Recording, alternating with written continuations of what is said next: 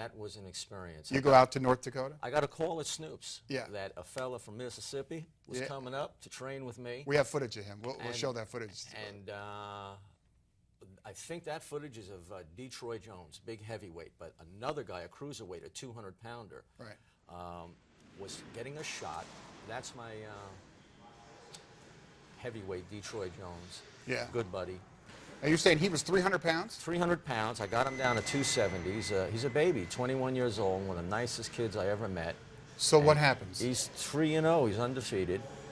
And I think he fought one draw, since Snoop closed. He's left my tutelage and moved away. But in North Dakota, we had a guy come up from Mississippi also. Louisiana, pardon me. Detroit's from Mississippi.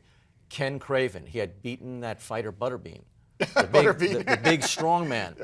And Kenny had a lot of bad breaks. He was fighting as a heavyweight, and he wanted to lose weight and get down to 200 pounds, the cruiserweight limit, and he had a shot at Vasilly Jirov, the gold medal winner from the '96 Olympics, IBF former cruiserweight champion.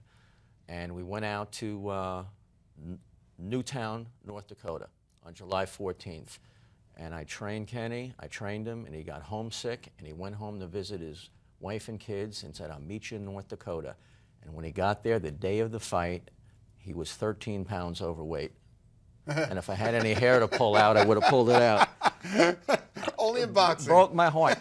And to do road work, to lose the weight, we had to run where mountain lions were. They had armed helicopter patrols to protect people from mountain lion attacks. So I was more worried about Jirov. He was worried about mountain lions running down the pike. Feel like something from the Flintstones. But and I wanted to call the fight off. It's too much weight to lose. But I brought some footage of it, our entrance to the ring, and they asked him to pick some music. So he says, in honor of Ron, we'll play the Hurricane. So he's all psyched and he's pumped up, but he dropped the weight, and I'm not into that. I was always in shape as a fighter, and that's another thing that's wrong with boxing, the way the fighters dehydrate to make weight and then rehydrate. They allow them to fight 10 to 16 pounds over what the contracted weight was, and it's terrible that they allow it.